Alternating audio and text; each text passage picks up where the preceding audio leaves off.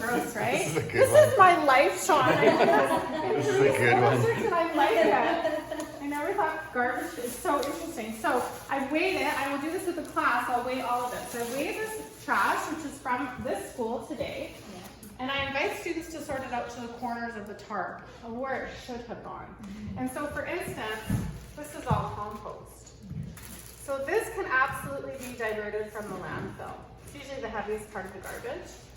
Then I have them do a whole section of reusable things. I'd say that's reusable.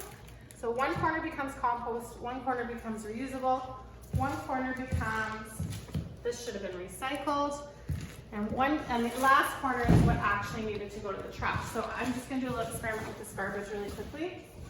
Dirty napkins and paper towels can technically be composted.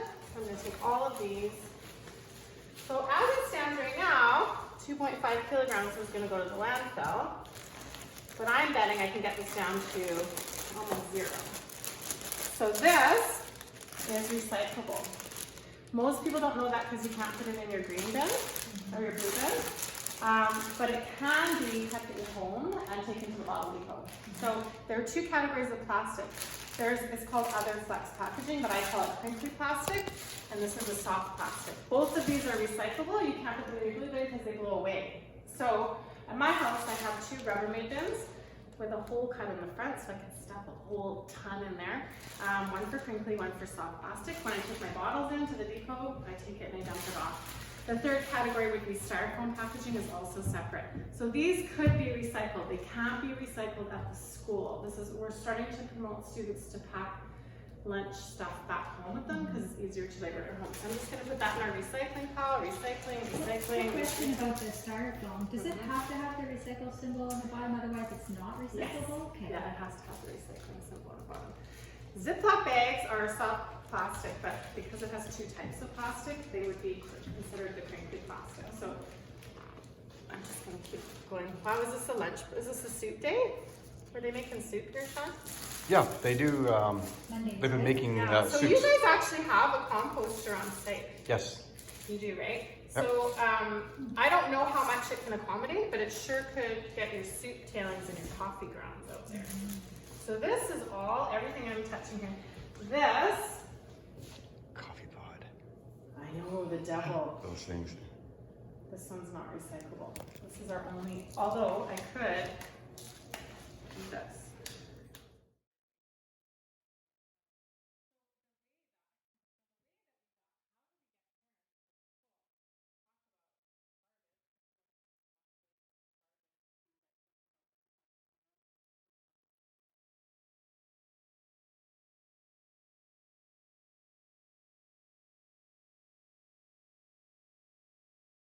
Just holy cow, they realize how much money goes in the garbage.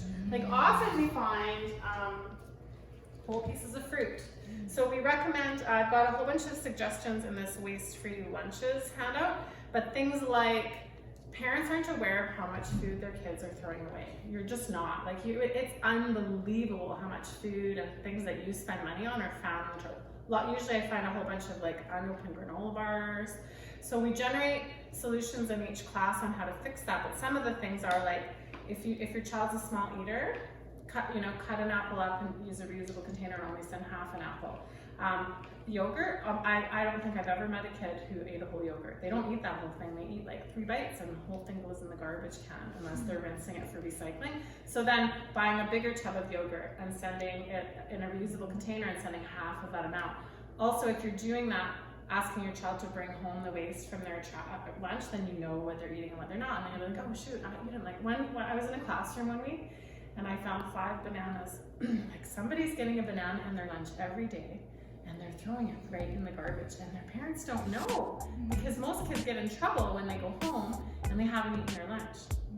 So we have a little conversation with students on how to manage that at home, how to communicate more effectively with parents about that, and how to take charge of packing their own lunch so that they can control what's going in there and how to do that learning. But we started wanting to have these parent nights because speaking to parents and adults was really important too, because not every child is empowered in their own home to go and have a conversation about that without reprimand and be listened to and heard. But this